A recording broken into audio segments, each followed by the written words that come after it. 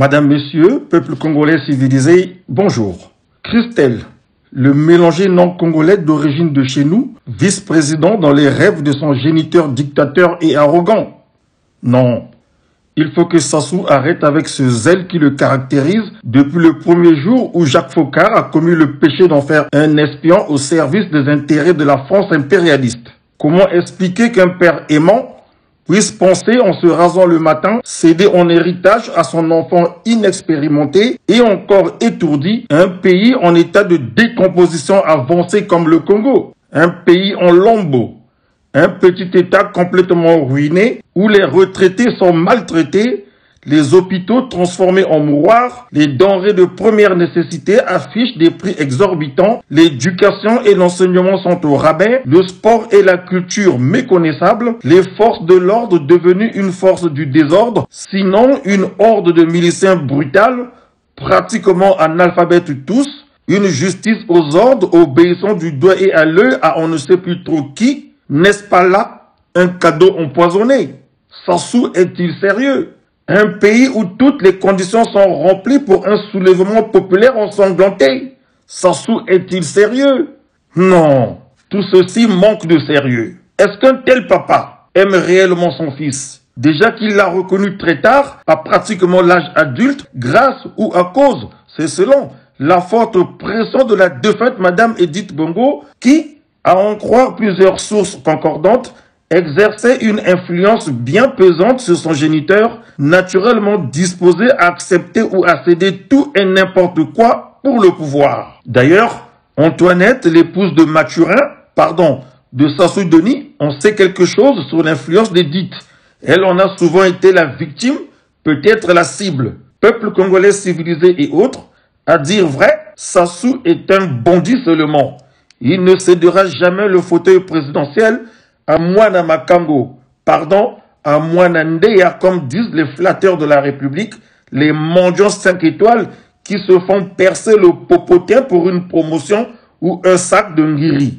Revenons à Sassou Denis, il s'aime tellement beaucoup qu'il veut juste utiliser, exposer le pauvre Christelle alias Kiki Mouchou-Nyangombe pour contrôler au mieux sa fin de règne progressive qui le conduirait jusque dans l'au-delà.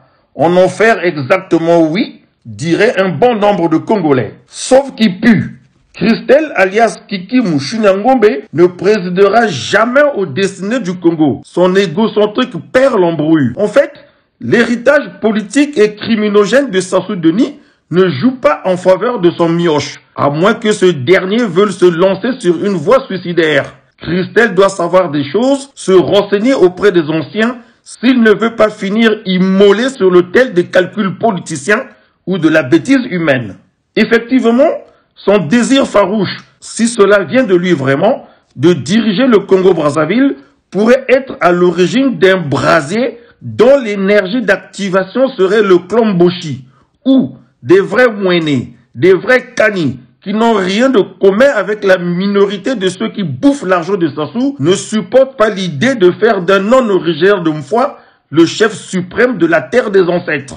Pour faire simple et direct, je veux le dire au Lingala, baboyi que mwana wana azala tata mokonzi ya mabele, po aza ata na makila na bangote, mama na ye aza mungala ya Léopoldville, kutu muluba, tata na ye aza pe na makila ya mboka te, mais bangonde babokola ye. Traduire qui veut, kiki, mange, sape, voyage, amuse-toi comme tu veux, fais des folies, offre-toi des puissantes bagnoles, tape-toi des belles femmes, profite du pouvoir de papa, mais laisse ce rêve de vouloir être calife à la place du calife.